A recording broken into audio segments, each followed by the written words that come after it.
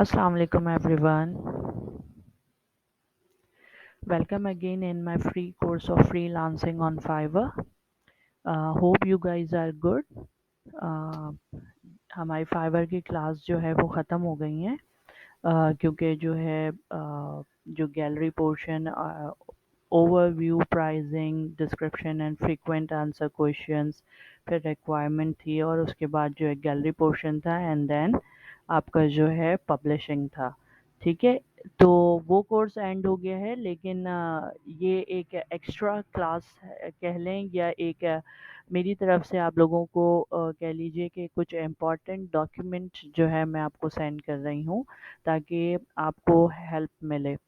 Basically जब हम fibre पे काम कर रहे होते हैं तो हमें पता होता है कि हमें जो है बायर को प्रपोज़ल लिख के देना होता है। बहुत सारे ऐसे लोग होंगे जो जानते हैं कि प्रपोज़ल राइटिंग कैसे लिखते हैं, बट बहुत सारे लोग ऐसे भी होंगे जिन्हें नहीं पता होगा कि जो है प्रपोज़ल राइटिंग किस तरीके से लिखते हैं। तो जो है आइए देखते हैं कि प्रपोज़ल राइटिंग किस तरीके से लिखते हैं।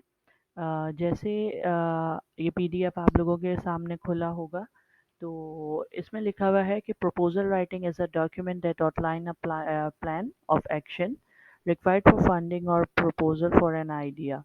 ठीक है, तो बेसिकली प्रपोजल राइटिंग जो है एक डॉक्यूमेंट है जिसमें हम आउटलाइन करते हैं या कह लें कि एम्फसाइज करते हैं या एम्बोस करते हैं अपने उन प्लान्स को, ये जो हम एक प्रोजेक्ट को कंप्लीट करने में जो है लगाते हैं। ठीक है, तो ये बहुत इम्पोर्टेंट होता है क्योंकि जब तक कि आप बायर को ये नहीं बताएंगे कि आप जो है उसके ऑर्डर को पूरा करने के लिए क्या क्या एफर्ट्स करेंगे, किस तरीके से करेंगे, और मे बी आप एफर्ट्स करेंगे भी कि नहीं करेंगे, तो वो किस तरीके से मेक श्योर करेगा अपने आप को कि जो है भाई ये जो बंदा है सामने वाला ये वाकई ही मेरे काम को जो है सीरियस ले भी रहा है कि नहीं। ठीक है, इसी तरीके से ये थर्ड लाइन में लिखा है proposal writing can be use in various settings including business academia and government. In each case the goal is to present a clear and concise plans to convince the reader to approve the proposal. यानी ये जो पूरी line में लिखी हुई है ये वही बात है कि ये एक ऐसा डॉक्यूमेंट होता है जिसमें आप अपना प्लान ऑफ एक्शन जो है बायर को समझाते हैं और उसे कन्विंस करते हैं कि भाई मैं ऑर्डर को पूरा करने के लिए ये करूँगा। ठीक है, इसी तरीके से it's offer comprehensive information about projects and organization want to implement. It outlines the process and resources required to complete the project successfully. It also include the objectives and goals of the project.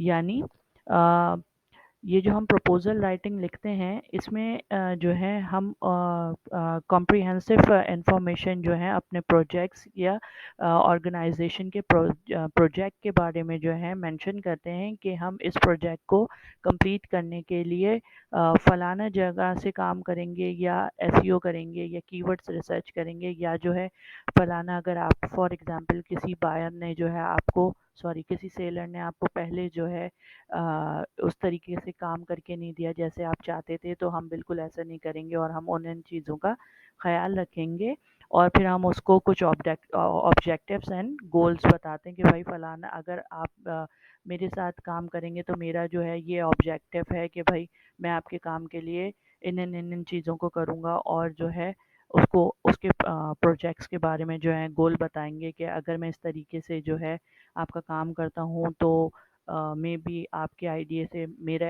Idea ज़्यादा better हो, या अगर मैं आपके ही idea को follow करते हुए इन चीज़ों को इंक्लूड करता हूँ तो जो है या करती हूँ तो आपको ये फ़ायदा हो सकता है। ठीक है, तो आपने जितना भी कुछ प्रपोजल राइटिंग में लिखना है उसमें आपने बायर को कन्विंस करना है कि आओ मेरे साथ काम करो और मैं आपका काम अच्छा करके दूंगा। ठीक है, तमाम गोल्स तमाम ऑब्जेक्टिव्स को जो है आपने ख्याल में रखना है, ध्यान में रखना है। ठीक है, इसी तरीके से प्रपोजल राइटिंग्स के कुछ स्टेप्स होते हैं, वो क्या स्टेप्स होते हैं हम वो देखेंगे, लेकिन प्रपोजल राइटिंग बहुत सारी किस्म की होती हैं तो हम इतनी डिटेल में नहीं जा रहे हैं क्योंकि फाइवर में हमें सिर्फ एक मैसेज बॉक्स में जो है ना बायर को कन्विंस करने के लिए एक छोटा सा प्रपोजल लिखना होता है, तो उनके लिए किन चीज़ों की स्टेप यानी किन स्टेप्स को फॉलो करना ज़रूरी है हम वो देखते हैं। ठीक है, तो ये देखिए जैसे मैंने लिखा है step to follow while writing a proposal, तो यहाँ पे क्या लिखा है मैंने कि read the buyer request properly, यानी बायर रिक्वेस्ट प्रॉपरली से क्या मुराद है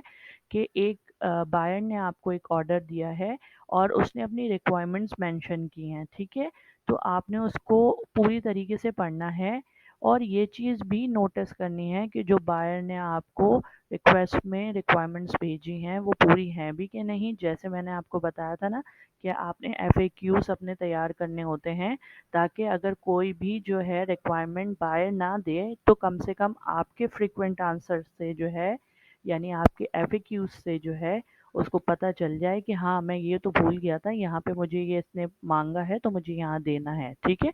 तो जैसे यहाँ पे लिखा हुआ है first thing is that to read the buyer request properly. Most new sailors are just open their buyer request section and request the first two and read the first two lines and send their request randomly. That's not the right way to do that. If you want to send a proper job proposal, you need to read the buyer request at least two times. It helps you to understand buyer requirement properly. Most buyers mention their requirements in buyer request. For example, if a client has their website and need a logo for that, I'm sure he must mention their website link or just write the website name. You need to go there and check their websites and take an idea of which type of logo best suits that. यानी buyer request में जैसे कि यहाँ पे लिखा हुआ है कि बहुत सारे न्यू सेलर्स ऐसे होते हैं जो कि सिर्फ ऊपर की दो लाइनें पढ़ लेते हैं और जो है बाय रिक्वेस्ट सेक्शन खोल के और दो लाइन पढ़ने के बाद जो है अपना जो है या तो ओपिनियन भेज देते हैं या जो है उस पर काम करना शुरू कर देते हैं, तो ये एक सही तरीका नहीं होता। जब भी कोई बायर आपको कोई ऑर्डर दे रहा है और अपनी रिक्वायरमेंट्स भेज रहा है तो आपने हमेशा उसको कम से कम 2 से 3 मर्तबा पढ़नी है ताकि आप अच्छे से इस चीज़ को जो है कह लें कि नोटिस कर लें या ये जान लें कि बायर आपसे चाह क्या रहा है, ठीक है। जैसे कि यहाँ नीचे इन्होंने दिया हुआ है कि एक क्लाइंट है, उसकी एक वेबसाइट है और उसको उसके लिए एक लोगो चाहिए, तो आपको हो सकता है कि वो क्लाइंट जो है वो वेबसाइट का लिंक सेंड कर दे या सिर्फ वेबसाइट का नेम सेंड कर दे। तो अगर कोई भी बायर आपको वेबसाइट का लिंक या नेम सेंड करता है तो आपको फर्स्ट क्या करना है कि आपने उसको जो है जाके खोलना है और ये देखना है कि उसकी वेबसाइट जैसी है उस हिसाब से कौन सा लोगो जो है उसकी वेबसाइट के लिए अच्छा रहेगा या किस किस्म का वर्क जो है वो उसके लिए अच्छा रहेगा, ठीक है। ये तो पहला स्टेप था। इसी तरीके से सेकंड स्टेप होता है स्टार्ट विद ग्रीटिंग। ऑब्वियस सी बात है जब आप नॉर्मल डेज में भी किसी से मिलते हैं तो हेलो हाय अस्सलाम वालेकुम इस तरीके के word, hi dear, how are you और how your day, what's going on, इस तरीके से जो है आप उसको ग्रीट करते हैं और आप कहते हैं कि भाई नाइस टू मीट यू, इस तरीके से ग्रीटिंग जो आप यूज़ करते हैं तो ये एक अच्छा तरीका होता है किसी से भी बात करने का। तो ये आपने बायर रिक्वेस्ट में भी ख्याल रखना है इस चीज़ का। जैसे यहाँ पे मैंने मेंशन किया, if you read all buyer requests properly, now it's time to send your offer to the buyer. But before you send your offer, you must start with the greeting with the client name. The greeting is most important because it's showing their first impression to the buyer how much you are serious about this job and how much respective you are, ठीक है। यानी fibre की language में अगर देखें हम तो यहाँ पे लिखा हुआ है कि जब आप बायर रिक्वेस्ट प्रॉपरली पढ़ लें, हर चीज़ आप देख लें कि भाई क्लाइंट ने जो आपको रिक्वायरमेंट्स भेजी हैं वो आपके काम के लिए ठीक हैं या आपने और उससे कुछ मांगनी है, तो जब आपका मांगने का टाइम आए यानी अगर कोई रिक्वायरमेंट आपको मांगनी है तो आप सबसे पहले hi sir, hello sir, nice to meet you sir, इस तरीके से करके, यानी जो भी क्लाइंट का नाम है वो आप लिखेंगे कि फला फॉर एग्जांपल आप मेरे लिए प्रपोजल राइटिंग लिख रहे हैं तो आप लिखेंगे हाय रबिया या हाय मैम, इस तरीके से। तो जो है ये एक बहुत इम्पोर्टेंट वे होता है किसी भी क्लाइंट पे जो है अपना फर्स्ट इम्प्रेशन शो करने का। जैसे कहते हैं ना first impression is the last impression but not the least, लेकिन ये हकीकत बात है, वो नॉट द लीस्ट वाला तो पॉइंट आता ही नहीं है कहीं पे। अगर आपका फर्स्ट इम्प्रेशन बड़ा गंदा पड़ जाए तो वो गंदा ही रहता है। तो क्या है कि आपने जब भी बायर की रिक्वेस्ट पूरी पढ़ ली, उसके बाद आप जब आप जो है उसको बोलना शुरू करेंगे, जो कि पहला आपका स्टेप है इसका, कि आपने बायर रिक्वेस्ट को रीड करके और क्या आपके गोल्स एंड ऑब्जेक्टिव्स हैं वो लिखना शुरू करना है। तो आपने पहले लिख दिया कि भाई हाय सर, हाय मैम, या हाय डेविड, हाय रबिया, हाय, जो भी आपने लिखना है वो लिख दिया आपने। उसके बाद आपने जो है अपनी बात करनी शुरू करी, ठीक है। इससे क्या होगा कि बायर पे अच्छा इंप्रेशन पड़ेगा कि भाई ये बंदा जो है बड़ा रिस्पेक्टिव है और जानता है कि जो है किस तरीके से जो है अपने काम को स्टार्ट करना है और किस तरीके से अपने क्लाइंट्स के साथ बात करना है। जैसे मैं आपसे जैसे क्लासेस के स्टार्ट में कहती हूँ कि भाई welcome to my free online course of freelancing on Fiverr, hope you guys are good. इस तरीके से। तो क्या है कि मैंने आपको वेलकम किया पहले अपनी क्लासेस में, उसके बाद मैंने आपसे पूछा कि भाई उम्मीद है कि आप सब ठीक होंगे। तो इसी तरीके से अब जैसे मैंने सेकंड क्लास में जो है आप लोगों से बोला था कि भाई बड़ा अफ़सोस है मुझे कि आप लोग ने इस तरीके से किया। तो क्या है कि जिन चीज़ों से मुझे इफ़ेक्ट हो रहा है मैंने वो भी मेंशन करी, आप लोगों को ग्रीट भी किया। फिर जो है मुझे बुरा लगा तो मैंने आप लोगों से सॉरी भी किया। इस तरीके से जो भी चीज़ें हैं, ये तमाम चीज़ें जो हैं ये मैटर करती हैं कि जब आप जिन लोगों के साथ काम कर रहे होते हैं, तो उनके साथ किस तरीके से आप पेश आ रहे हैं, ठीक है? इसी तरीके से नंबर थर्ड पॉइंट है, mention the points in the Fiverr by request, ठीक है।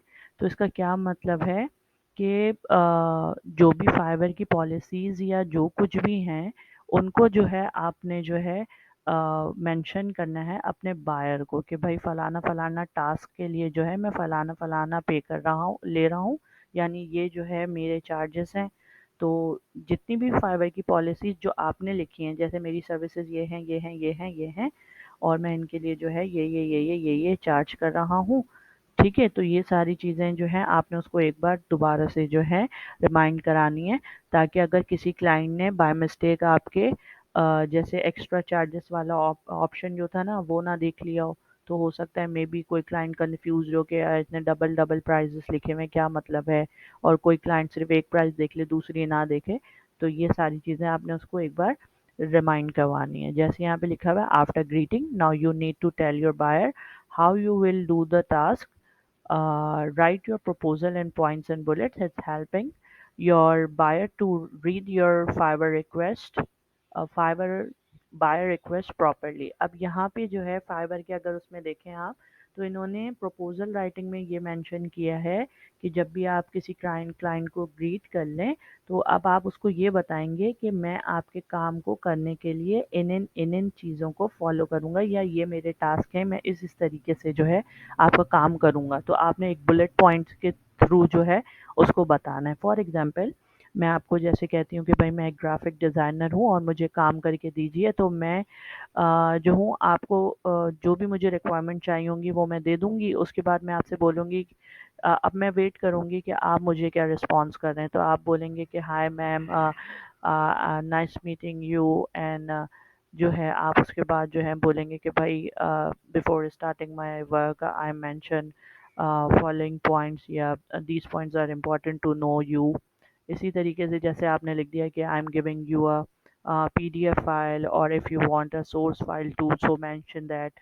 जो भी चीज़ें हैं आप इस तरीके से जो है मुझे लिख के मेंशन करेंगे कि मैं मतलब मुझे अच्छा लगा आपकी रिक्वेस्ट पढ़ के, लेकिन मेरे काम करने से पहले मैं कुछ पॉइंट्स आपके नॉलेज में लाना चाहता हूँ। वो ये कि भाई मैं आपको जो है अपने काम की पीडीएफ फाइल भी दूँगा, और जो है अगर आप सोर्स फाइल चाहें तो वो भी दूँगा, क्योंकि ग्राफिक डिज़ाइनिंग के लिए अगर आपको कोई सोर्स फाइल और पीडीएफ बना के दे रहा है, दैट्स व्हाट ऑसम ना। तो इसी तरीके से जैसे हम बोलते हैं कि भाई हमें जो है ओरिजिनल फाइल दो, मोकअप्स ना दो। तो टेम्पलेट्स आप शो करेंगे, ओरिजिनल ये नहीं करेंगे। या अगर कोई जो है आपसे मांग रहा है तो आप उसे बोल सकते हैं कि मैं आपको मॉकअप सेंड कर सकता हूँ, लेकिन ओरिजिनल टेम्पलेट्स नहीं सेंड कर सकता, ठीक है। क्योंकि ऑब्वियस सी बात है, जैसे हम ग्राफिक्स में काम कर रहे होते हैं तो हमारे को जो है पीडीएफ फाइल्स जो है यूँ समझ लीजिए एक ऐसा होता है कि अगर आपने किसी को अपने PDF file they the, that's means कि आपने अपना पूरा काम जो है किसी को यूं ही दे दिया कि अब इसके साथ जो भी करना है करो, ठीक है ना। तो मोस्ट ऑफ द टाइम लोग जो हैं उसका बड़ा बुरा फ़ायदा उठाते हैं, तो ये अच्छी बात नहीं होती। इसी तरीके से इसी तरीके से देखिए, नंबर 4 पॉइंट क्या है हमारा, send portfolio in Fiverr by request. ठीक है, तो send portfolio in Fiverr by request का क्या मतलब है, most of the time client responds to those buyer requests to which the seller attach their profile portfolio. It indicates the buyer is the right seller because he has already done that kind of work in the past. So for portfolio is the most significant part of buyer request. It's increase your chances to get higher. अब इससे क्या मतलब है, जब मैंने आपको gallery portion समझाया था, तो गैलरी पोर्शन में एक जगह आपका कवर फोटो था, एक जगह जो है आपका वीडियो थंबनेल था, और नीचे जो है उसने लिख के दिया था कि डॉक्यूमेंट अप टू 2, ठीक है ना। तो वहाँ जो आपके काम के सैंपल्स थे। तो क्या है कि अगर कोई बायर का आप चाहते हैं कि आपको ज़्यादा लोग जो हैं वो ऑर्डर भेजें, तो उसके लिए बहुत ज़रूरी होता है कि जो सर्विसेज आप दे रहे हैं उसके कुछ सैंपल्स, यानी जो किए हुआ काम होता है किसी बायर के लिए, तो वो जो है आप उधर अटैच करें। अब उसका जो है हमें चांसेस बड़ा कम होता है कि कोई भी बायर जो है हमें ये अलाउ कर दे कि भाई अपना काम जो है सैंपल के तौर पे जो है हमें शो करने दें, क्योंकि पॉलिसीज़ होती हैं, तो उनका भी आउट होने का जो है चांसेस होते हैं। लेकिन कुछ बायर्स ऐसे भी होते हैं, जब वो ऑर्डर पूरा करके और हैप्पी होते हैं तो वो आपको इस चीज़ का अलाउ कर देते हैं कि आप जो है उनके सैंपल्स जो हैं वो अपने सैंपल्स में डाल सकते हैं। तो अगर आपके पास कोई मॉकअप्स हैं या आपने ऐसे ही कोई प्रोजेक्ट्स पे काम किया है फाइवर के अलावा, तो वो फाइल्स जो हैं वो आप ज़रूर जो है फाइवर पे डालें, ताकि जो है कोई भी बायर आपके काम को देखे तो उसे पहले से पता हो कि ये फलाना शख्स जो है इतना एक्सपीरियंस रखता है और इतना एक्सपर्ट है, तो मैं इसको काम दे सकता हूँ। तो क्या है, आपके चांसेस जो हैं वो ज़्यादा होंगे हायर होने के, यानी ऑर्डर मिलने के। ठीक है, इसी तरीके से नंबर 5 पॉइंट क्या है, ask a question in the Fiverr by request. Ask the question का मतलब ये है कि वही वाली बात है, एफएक्यूज के थ्रू जो हैं जो आप अपने बायर से क्वेश्चन कर सकते हैं। कुछ इंपॉर्टेंट इंडिकेशंस होती हैं, कोई टास्क से रिलेटेड नॉलेज होती है, या जो है कोई ऐसी मिसिंग इन्फॉर्मेशन जो बायर ने नहीं दी है और आपने उसको पॉइंट को जो है कैच कर लिया है, तो आपने फ़ौरन से जो है अपने बायर से जो है क्वेश्चन कर लिया कि सर आपने ये चीज़ जो है यहाँ मेंशन नहीं की है, तो प्लीज़ अगर आपको ये चाहिए तो प्लीज़ उसके लिए ये मेंशन कर दीजिए। जैसे मैंने आपको बताया था कि कभी-कभार ऐसा होता है कि कोई बायर्स जो हैं आपको ऑर्डर्स देते हैं, लेकिन उनको जो है डॉक्यूमेंट्स और डॉक्यूमेंट फ़ाइल देनी होती हैं, या इस तरीके से वेबसाइट लिंक्स देने होते हैं, तो वो नहीं देते हैं, भूल जाते हैं। तो जब आप अपने एफएक्यूज़ में इस चीज़ को मेंशन करेंगे तो बायर्स पे अच्छा रिक्वेस्ट होता इम्प्रेशन पड़ता है कि भाई हाँ, ये चीज़ हमसे मिस हो गई थी, तो इस बंदे ने जो है इस चीज़ का ख़्याल रखा और मुझसे इन चीज़ों को माँगा। ठीक है, तो यही सारी चीज़ जो है इसमें लिखी हुई है कि asking a question in buyer request is also important. It indicates the buyer has a piece of knowledge about my task. That's why he is asking a question in their buyer request. Asking a question in buyer request also increase your chance to get higher. So don't miss the point as well as. अब जैसे यहाँ पे इन्होंने लिखा है, अब यहाँ पे इन्होंने बायर का पर्सपेक्टिव आपको मेंशन किया है, आपका नहीं। कि जैसे एक बायर जो है या एक क्लाइंट जो है आपको कोई ऑर्डर दे रहा है और वो क्वेश्चंस कर रहा है आपसे कि भाई मैं ये काम करना चाहता हूँ, क्या आप ये काम कर सकते हो, किस तरीके से आप ये काम करते हैं, आपके क्या ऑब्जेक्टिव्स एंड टास्क और गोल्स होंगे। तो अगर कोई बायर इस तरीके से आपसे बात कर रहा है तो दैट्स मीन्स कि वो आपको जो है जज कर रहा है कि whether you are good for her और हिज वर्क और नॉट। तो कभी भी कोई बायर अगर आपसे इस तरीके से पूछ पाछ कर रहा है तो आपने जो है उन सवालों को मिस नहीं करना, ब्लैंक नहीं छोड़ना, उसको जवाब देना है, ठीक है। लेकिन ऐसा नहीं कोई भी ऊट-पटांग जवाब नहीं देना, सही जवाब देना है, ठीक है। इसी तरीके से नंबर 6 में क्या है, don't send the name by request to every client. क्या लिखा है, जैसे कि आप बहुत सारी चीज़ें ऐसी होती हैं कि आप अपनी ड्राफ्ट में जो है बना के रखते हैं, ताकि जैसे मॉकअप्स बना के रखते हैं, तो बहुत सारे न्यू सेलर्स जो होते हैं वो क्या करते हैं कि एक ही टेम्पलेट जो है हर बायर को दे रहे होते हैं, और 2-3 टेम्पलेट्स बना के जो है हर बायर को दिखा रहे होते हैं। तो याद रखिएगा ऐसा नहीं करना है, क्योंकि हर बायर की जो है वो रिक्वायरमेंट्स और उसके ओपिनियन जो है वो डिफरेंट होता है। क्यों ऐसा नहीं है कि अगर कोई एक टेम्पलेट या एक सैंपल जो है एक क्लाइंट ने ओके कर दिया है तो दूसरे को भी वही चीज़ पसंद आएगी। कोशिश करें जो टेम्पलेट्स बना के रखें वो थोड़े डिफरेंट हो, भले सेम सर्विसेज के लिए हों लेकिन डिफरेंट हो, ताकि जब आप किसी भी लाइक आपने पहले बायर को एक टेम्पलेट सेंड किया तो दूसरे को वही रिपीट नहीं करना है, दूसरे को थोड़ा चेंज करके दूसरा टेम्पलेट दिखाना है कि भाई या आप यूँ कर सकते हैं कि आप पहले वाले का तो भेजें ही भेजें, लेकिन दूसरे वाले का भी दिखा दें कि भाई मैंने पहला जो काम किया था वो इस टेम्पलेट पे किया था, अब जो है ये 2-3 और हैं, तो आपको जो भी टेम्पलेट पसंद आया आप मुझे बता दें।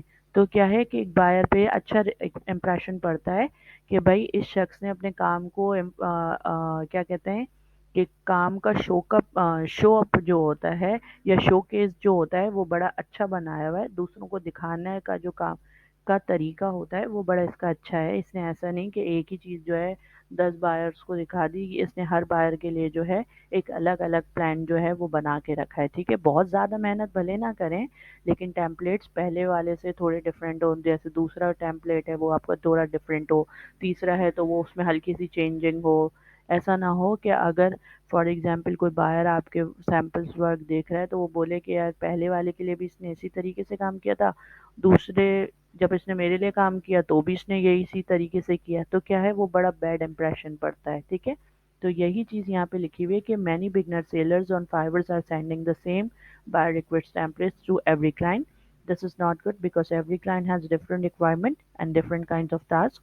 You must need to send a buyer request properly by following every client requirement, like जैसे मैं क्या चीज़ यहाँ लिखी हुई है कि बहुत से न्यू सेलर्स जो होते हैं वो हर बायर को जो है सेम ही टेम्पलेट्स भेज रहे होते हैं, तो जो कि अच्छी चीज़ नहीं होती, क्योंकि तमाम क्लाइंट्स के जो हैं वो डिफरेंट रिक्वायरमेंट्स और उनका जो काइंड ऑफ टास्क होता है वो डिफरेंट होता है। तो फॉर एग्जांपल अब मैं ग्राफिक डिज़ाइनिंग की बंदी हूँ और मैंने आपको ग्राफिक डिज़ाइनिंग का काम दिया है, तो मेरा जो काम करेंगे आप वो डिफरेंट टेम्पलेट पे करेंगे, ठीक है?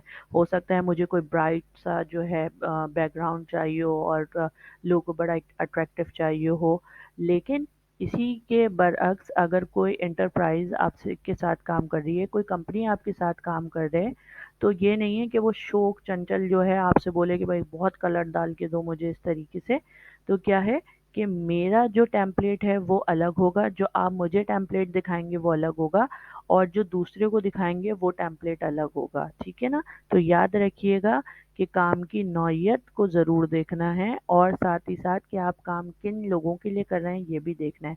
समटाइम्स हम स्कूल्स के प्रोजेक्ट्स बना रहे होते हैं, कंपनी के बना रहे होते हैं, इसी तरीके से हम फ़ोटोग्राफ़ी कर रहे होते हैं, इसी तरीके से हम जो है रिज़्यूम बना रहे होते हैं, यानी सीवी रिज़्यूमिंग जो होती है, जो आपका रिज्यूम होता है सर्कुलम विटाए, तो रिज्यूम सीवी जो होती है आपकी, तो उनके जो है पैटर्न्स और उनके टेम्पलेट्स जो हैं वो डिफरेंट होते हैं, तो लिहाजा इन चीज़ों को बड़ा ख्याल में रखना है आपने, ठीक है ना?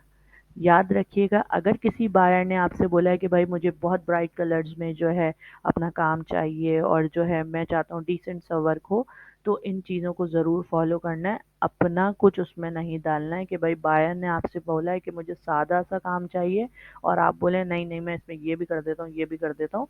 और अगर आप चाहते हैं कि हाँ मैं कुछ अपने पास से चेंजिंग करूँ, तो आप क्या चेंजिंग उसके काम में करेंगे वो उससे पहले बताना है आपको, ताकि अगर उसको वो चीज़ पसंद आए तो आप अपने काम में उस चीज़ को जो है अप्लाई करेंगे, अदरवाइज़ कभी कोशिश नहीं करिएगा, वरना तो काम तो दूर की बात बायर भी हाथ से जाएगा।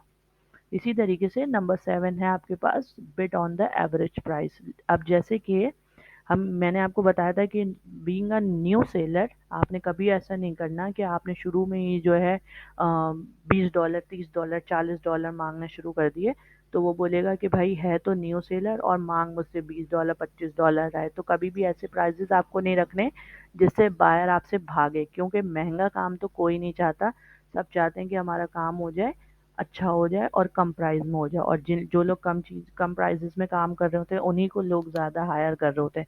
तो स्टार्टिंग स्ट्रैटेजी आपकी ये होनी चाहिए कि बड़े रीज़नेबल प्राइस पे जो है आपने काम करना है। उसके बाद भले आप अपना थोड़ा करके जो है अपने प्राइसेस में जो है चेंजिंग कर सकते हैं, ठीक है। तो यहाँ पे क्या लिखा हुआ है, यहाँ पे भी यही चीज़ है। In some cases the buyer mention their budget, so you need to follow their prices and tell them you will do that work under his budget. Or if the client does not mention their budget, so you need to write an average price of that service in your job proposal.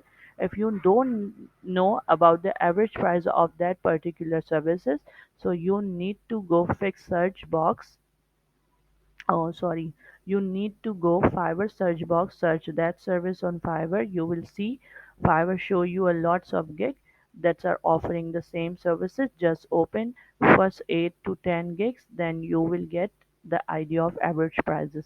अब यहाँ पे क्या लिखा हुआ है कि जैसे मैंने आपको बताया था नीचे में जो है आपने अपना बजट शो नहीं करना, क्योंकि जो लोग बजट शो कर देते हैं तो क्या होता है कि बहुत सारे क्लाइंट्स ऐसे होते हैं जो आपसे बहुत सारा काम जो है उस बजट में मांग रहे होते हैं। तो कभी कभार आप जब न्यू सेलर होते हैं तो आप सोचते हैं कि यार मेरे हाथ से ये बायर ना निकल जाए, मैं इसको इसमें काम करके दे देता हूँ। तो कभी भी आपने मेरे ओपिनियन का अगर आप मेरा ओपिनियन लें तो मैं ये कहूँगी कि बजट आपने कभी भी अपना मेंशन नहीं करना। बस आपने जो एक प्राइसिंग वाले सेक्शन में जो आपने पैकेजेस के प्राइजेस लिख दिए ना, आपने बस वो मेंशन कर देना है। और जो है उसके बाद क्या करना है, आपने एक्स्ट्रा चार्जेस पे कर दे लिख देने हैं, मेंशन कर देते हैं, ठीक है।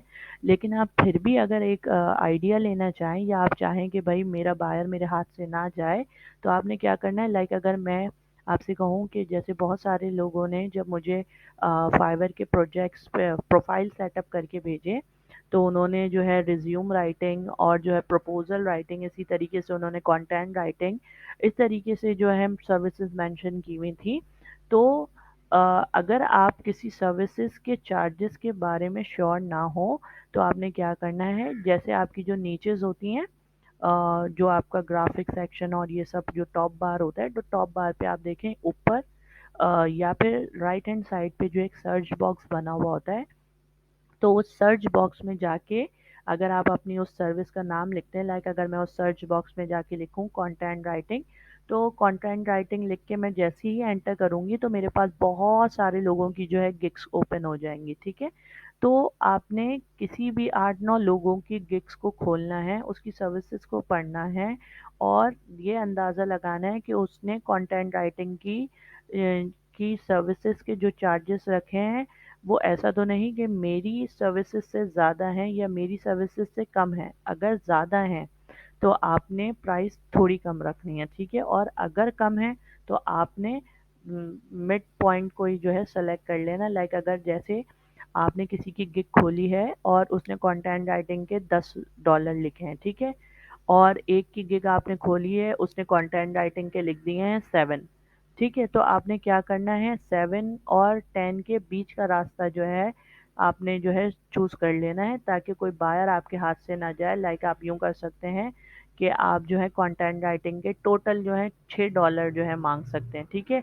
इसी तरीके से बेसिक पैकेज के फॉर एग्जांपल आपने $6 मांग लिए, फिर आपने अपने स्टैंडर्ड में जो है वो 9 कर लिए, और इसी तरीके से आपने प्रीमियम में जो है फॉर एग्जांपल अगर किसी ने प्रीमियम में $20 $25 लिखे हैं तो आप $22 तो नहीं कर सकते हैं। इसी तरीके से आप क्या कर सकते हैं, जैसे आप लिख दें कि भाई मैं $20 में इतना इतना थोड़ी सी सर्विसेज बढ़ा दें अपनी, यानी पैकेजेस में सर्विसेज बढ़ाने की ज़रूरत नहीं है, लेकिन जब आप उसको एक अपना एम और एग्जैक्ट ऑब्जेक्टिव बता रहे हो ना, उस वक्त कह दें कि सर मैंने ये जो है अपने पैकेज में मेंशन नहीं किया, मैं आपके लिए ये भी कर दूंगा, ये आपके लिए हेल्पफुल रहेगा, ठीक है ना। तो ये चीज़ होती है। लाइक अगर मैंने कोई प्रपोजल राइटिंग लिखी है या मैंने एसईओ किया है और मैंने जो है उसका डाटा चार्ट नहीं मेंशन किया है अपनी सर्विसेज में, तो मैं क्लाइंट को ये बोल सकती हूँ कि सर मैं आपके लिए जो है एसईओ भी कर दूंगी, और जो जो वर्ड मैं आपके लिए यूज़ करूंगी एसईओ करके, उनकी जो डाटा चार्ट होगा या उनका रैंकिंग जो होगा उसका चार्ट मैं आपको बना के दे दूंगी। तो इससे क्या है कि बायर को ये पता होगा कि हाँ भाई ये जो काम मुझे करके दे रहा है, मुझे इसकी गारंटी भी दे रहा है, मुझे इसका प्रूफ भी दे रहा है कि ये कोई फेक काम नहीं कर रहा, बल्कि ये ऑनेस्टी के साथ जो है मेरा काम कर रहा है, ठीक है। इसी तरीके से यहाँ पे लिखा हुआ है call to action at the end. जैसे हम बोलते हैं कि भाई आपने सारे एम एंड ऑब्जेक्टिव्स अपने बायर को बता दिए, या किसी भी एक नॉर्मल इंसान के साथ आप काम कर रहे होते हैं तो आप बताते हैं कि भाई हम अपने जो काम को स्टार्ट करने के लिए ये चीज़ें करेंगे। जब आप उसको अपना पूरा ऑब्जेक्टिव समझा देते हैं कि आप किस तरीके से काम करेंगे, तो आप फिर उससे पूछते हैं कि भाई अब बताओ अब क्या करना है ना, काम करना है इस तरीके से या नहीं, या तुम्हारी जो है कोई और जो है रिक्वायरमेंट्स हैं, या जो है तुम किसी और तरीके से काम करना चाहते हो। तो ये सारा जो चीज़ होती है ये कहलाती है call to action at the end, ठीक है। जब आप अपने ऑब्जेक्टिव्स एंड गोल्स किसी को समझा देते हैं तो आप उससे पूछते हैं कि अब बताओ अब क्या करना है, ठीक है ना। या अगर उसे कोई क्वेश्चन है तो आप बोलेंगे कि भाई अगर कोई और फर्दर क्वेरी या क्वेश्चन है तो पूछ सकते हो, ये भाई मेरा नंबर ले लो, इस तरीके से ले लो। लेकिन खुदा के लिए फाइवर पे नंबर वंबर देने की कोशिश नहीं करिएगा, क्योंकि जो है फाइवर पे ब्लॉक हो जाएंगे। आप कभी भी डायरेक्ट जो है कोशिश नहीं करिएगा खुद से कोई वीडियो कॉल करने की, या कोई बायर आपसे वीडियो कॉल पे बात करने को बोल रहा है तो आप बोल सकते हैं कि भाई मैं वीडियो कॉल पे तो बात नहीं करता हूँ, लेकिन हाँ वीडियो कॉल के मेरे इतने चार्जेस हैं। तो ये है, फाइवर पे आपने वीडियो कॉल कर लेनी है अगर कोई बोलता है, ठीक है। लेकिन वो भी बहुत हार्डली, ये नहीं कि हर दूसरा बंदा आपसे बोला है कि भाई मुझे वीडियो कॉल पे बात करनी है तो ये हरकत नहीं करनी है, वरना इसमें भी जाएंगे आप फाइवर से, ठीक है। तो क्या है, इसी तरीके से आपने जैसे ईमेल नहीं देनी है, आपने अपना कोई नंबर नहीं देना है कि कोई बंदा आपसे डायरेक्ट बात करे, क्योंकि फाइवर बोलता है कि मैंने एक प्लेटफॉर्म दिया हुआ है, ऐसा तो नहीं है कि ये यहाँ से जो है ना अपने बायर्स ढूंढ के और बोले कि भाई चलो आओ पर्सनली काम करते हैं। तो ये चीज़ जो है ना फाइवर ब्लॉक कर देता है, ठीक है। अब इसमें लिखा हुआ है call to action in your buyer request is also important, it's allow buyer to reach you, this calls to action help me a lot and most of the time buyer reaches me. Like जैसे मैंने अपनी सारी AIIMS objective और सारी चीज़ें जो है कर दी हैं, और प्रोफाइल सेटअप जब हम कर रहे होते हैं और जब हम डिस्क्रिप्शन लिख रहे होते हैं, तो डिस्क्रिप्शन में हम ये चीज़ अपनी हर सर्विसेज को मेंशन करने के लिए बोलते हैं ना, जैसे feel free to contact me, या if you are ready so contact me, या if you are ready so feel free to inbox me, या feel free to work with me, इस तरीके से। तो ये कॉल टू एक्शन होता है एट द एंड, यानी आपने अपनी सारी सर्विसेज मेंशन करी और उसके बाद बोल दिया कि भाई अगर आप तसल्ली बख्श हैं तो आप मुझसे जो है मेरे साथ काम करने के लिए मुझे कांटेक्ट कर सकते हैं। तो ये call to action at the end होता है, ठीक है। इसी तरीके से नंबर 9 स्टेप क्या है, your name in the Fiverr by request, आपका नाम, ठीक है। आपका नाम जो है ज़रूर होना चाहिए। आपने एक बायर से बात करी, आपने एक रिक्वेस्ट आपने उसको ऑर्डर की रिक्वायरमेंट्स भेजी, उससे रिक्वायरमेंट्स उससे जो है उसकी रिक्वायरमेंट्स पूछी। तो जैसे हम स्कूल्स में करते थे ना, एक एप्लीकेशन लिखते थे कि भाई हमने एक लीविंग एप्लीकेशन लिखनी है, और उसमें हमने लिख दिया कि भाई हमें जो है वोकेशंस पे जाना है and kindly grant me for 2 days leave और 1 week लीव। तो हम जिस तरीके से लिखते थे उसके बाद हम कर देते थे कि योर ओबीडियंटली, इसी तरीके से XYZ एंड थैंकिंग यू, इस तरीके से करके लिखते थे ना। तो वो चीज़ जो है ना यहाँ पे भी आपने फॉलो करनी है। जैसे आपने कोई अपनी जो है किसी बायर से जो है बात करी है, तो आपने उसको जो है लिख के ज़रूर देखना है देना है। जैसे आपने लिख दिया बेस्ट रिगार्ड्स, यहाँ पे एग्जांपल में मैंने लिखा है बेस्ट रिगार्ड्स योर नेम। तो या मैं ये कह सकती हूँ कि थैंकिंग यू, या थैंक्स और रिगार्ड्स सैयद अरबिया नासिर, इस तरीके से करके कि बायर को आपका नाम पता चले। ये ना हो कि किसी बायर ने आपका नाम नहीं पढ़ा या वो बड़ा कंफ्यूज्ड है कि भाई आखिर इसके नाम की प्रोनाउंसिएशन कैसी है, क्या क्या है, किस तरीके से इसका नाम लिखना है, मैं गलत ना लिख दूँ इस तरीके से ना। तो ये चीज़ आपने ज़रूर मेंशन करनी है। अब जैसे यहाँ पे लिखा हुआ है when you write you are all by request, uh, when you write your all buyer request must finish with your name. It helps the buyer to remember your name. If you are confused about how to write that, just write this regards, best regards your name। यानी इन्होंने लिखा है कि जब भी आप अपनी सारी बाय रिक्वेस्ट की जो भी कुछ आपने वहाँ पे डिटेल देनी है, जब वो फिनिश कर लें तो उसको आपने अपने नाम पे फिनिश करना है, ताकि इससे जो है बायर को आपका नाम याद रहे। और अगर आप कंफ्यूज हैं कि मैं फाइवर पे किस तरीके से जो है अपना नाम लिखूं, तो एक छोटी सी एग्जांपल दे दी है कि भाई आपने एट द एंड लिखना है बेस्ट रिगार्ड्स, और यहाँ पे मैं लिख सकती हूँ सैयद अरबी अनासी, या आप में से कोई भी अपना नाम लिख सकता है यहाँ पे, ठीक है। तो इस तरीके से एक उसने आपको हल्का सा आइडिया दे दिया है। अब नंबर 10 क्या है पॉइंट, नंबर 10 पॉइंट लिखा हुआ है व्हाट टू डू नेक्स्ट, यानी अब क्या करना है, ठीक है। तो जैसे आपने अपना सारा प्लान, अपनी रिक्वायरमेंट्स, अपना एम्स, ऑब्जेक्टिव्स, प्राइजेस, जो कुछ भी आपने मांगना था बायर से, आपने सब मांग भी दिया, बता भी दिया, सैम्पल्स भी भेज दिए, उससे फाइल्स वगैरह, डॉक्यूमेंट्स वगैरह भी ले ली, वेबसाइट लिंक्स भी ले लिए। अब क्या करना है, ठीक है। After sending your buyer request, the newest Fiverr seller asks what we need to do, and the answer is that now you need to stay active on your Fiverr ID, because after sending a buyer request, it's really to stay active for the next 24 hours. When the client read your job proposal, then anytime he will reach you. यानी जब भी कोई आप order request send accept करें और अपना जो है सारा प्रपोजल जो है लिख के उसको भेज दें, तो आपने पूरी पूरी यही कोशिश करनी है कि आप अगले 24 घंटे में थोड़े थोड़े टाइम बाद जो है अपना फाइवर खोल के देखें कि जो रिक्वेस्ट आपने सेंड करी थी बायर को, या जो प्रपोजल आपने बायर को सेंड किया था, उसने कहीं उसका जवाब तो नहीं दे दिया। तो जितनी जल्दी आप बायर के जवाब को देखेंगे, उतनी ही तेज़ी के साथ आप उसका काम करेंगे। और वही बात है कि ये चीज़ काउंट होती है, जो हमारा आंसर रिस्पॉन्स रेट होता है या हमारा ऑर्डर रिस्पॉन्स रेट होता है, ये चीज़ काउंट होती है, ठीक है। तो जब भी आप new seller as a new seller जब भी आप एज अ न्यू सेलर किसी बायर को कोई ऑर्डर की रिक्वायरमेंट भेजें, क्योंकि याद रखिएगा फाइवर पे ऐसा नहीं है कि बायर आके जो है सिर्फ आपको ही ऑर्डर देगा, ठीक है। बायर जो है बायर रिक्वेस्ट में, जहाँ पे मैंने आपको बताया था कि यहाँ पे सारे ऑर्डर शो होते हैं, वहाँ पे एक अपनी रिक्वायरमेंट जो है छोड़ देगा, और फिर बहुत सारे लोग जो है वहाँ पे जो है जितने भी उस सर्विस को प्रोवाइड कर रहे होंगे, तो वो सब जो है ना उस चार्ट में आ जाते हैं। तो ये होता है, जो जितनी जल्दी बायर रिक्वेस्ट पढ़ लेता है, उतनी ही जल्दी ऑर्डर को जो है एक्सेप्ट कर लेता है। तो जैसे 10 लोगों ने जो है वो सर्विसेज प्रोवाइड करनी है फाइवर पे, तो उन 10 लोगों को जो है वो बायर रिक्वेस्ट सेंड होगी। तो आपने कोशिश ये करना है कि आप वो पहले बंदे हों जो बायर रिक्वेस्ट को एक्सेप्ट करें, ठीक है। तो इसके लिए सबसे आसान तरीका यही होता है कि आपने जो है बार बार खोल के जो है आपने अपनी फाइवर की ऐप चेक करनी होती है, ठीक है। इस क्लास के एंड में मुझे एक चीज़ याद आई, वो ये कि जब आप लोग अपनी सारी गिग विग जो है कंप्लीट कर लें, ठीक है, गिग कंप्लीट करने के बाद गैलरी पोर्शन पे आके आपने जो है रुक जाना है।